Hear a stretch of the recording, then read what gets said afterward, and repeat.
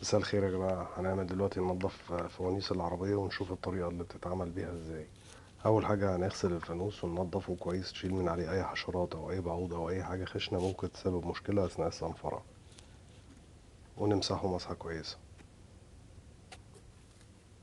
بعدين هنركب ماسكينج تيب عشان نحمي الدهان بتاع البوية أثناء ما نعمل صنفرة الدهان بتاع العربية. ونجيب صنفرة 600 زي ما انتم شايفين، ووتر بروف، من رش ميه. ده بيبقى بيسموه ويت ساندنج. وانا جايب ليفه كده بسيطه، حاجه سيمبل. ليها تاني حاجه اسمها ساندنج سبونج، عشان يبقى التوزيع بتاع الضغط على الكشاف متساوي. ولو تلاحظوا هنا هتلاقي اللي بيطلع منه لونه اصفر.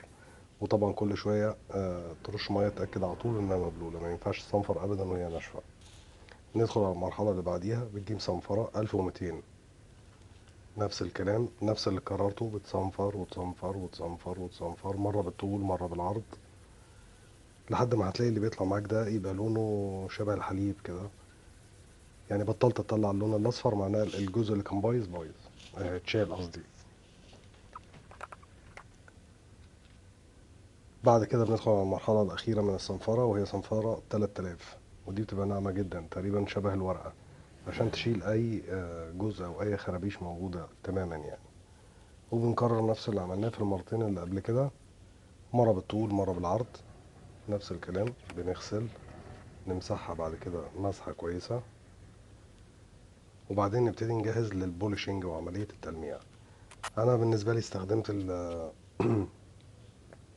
الدريل دوت، في قطعة بتركب عليه، وده في حاجة اسمها روبين كومباوند زي ما شفتوا. بنحط على الباد الموجود دوت، وهنبتدي بقى ايه، نعمل روبينج للبلاستيك بتاع الكشاف. وده هياخد وقت شوية. طبعا انا بسرع الفيديو وبقص الزيادة، انا بديلك بس المفيد. بتعمل روبينج مرة واتنين وتلاتة. حاول توزع الضغط بتاع ايدك وانت بتضغط كل الاماكن، وما توقفش كتير فوق الكشاف، لانه ممكن يسخن وتسبب مشكلة تانية، لان طبعا الاحتكاك هيعمل سخونية. تمشي شوية بالطول وشوية بالعرض، واقعد بقى تدلع براحتك يا مان، ولمع زي ما انت عايز هنا، وتمسح.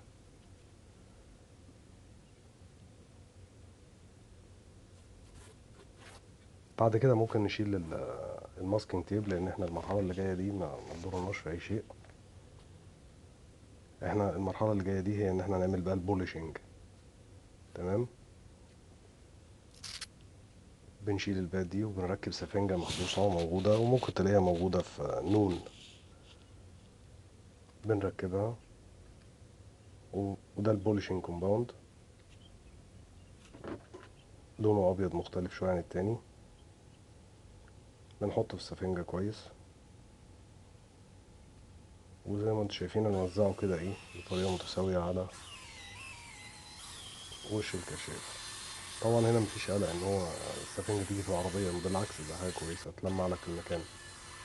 طبعا بتقعد تعمل بولش وتعمل بولش وتعمل بولش لحد بص ما يبان لك صاحب، وتعمل بولش وتمسح وتعمل بولش. بس هيبتدي هنا يبان معاك بقى ايه الشغل اللي انت عملته. الكشاف بدأ يبان الكريستالات اللي جوه بشكل واضح. طبعا كرر الموضوع كذا مرة.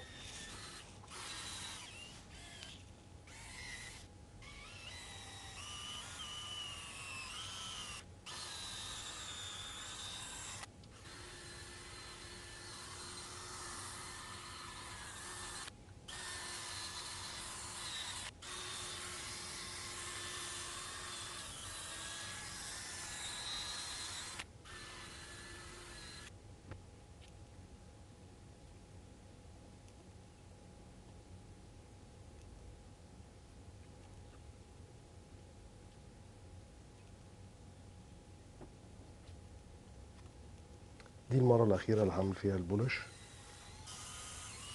يعني ده تقريبا الفينيشنج.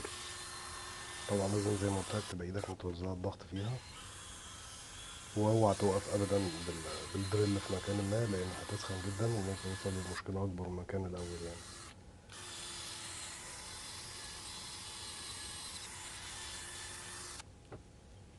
بعد كده هنديله مسحة بقى حلوة كده نضيفة وحواليه. والمفروض كده ان احنا خلصنا.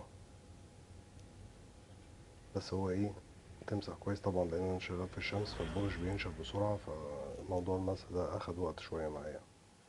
ودي النتيجة زي ما انتم شايفين، اللي فوق قبل وتحت بقى.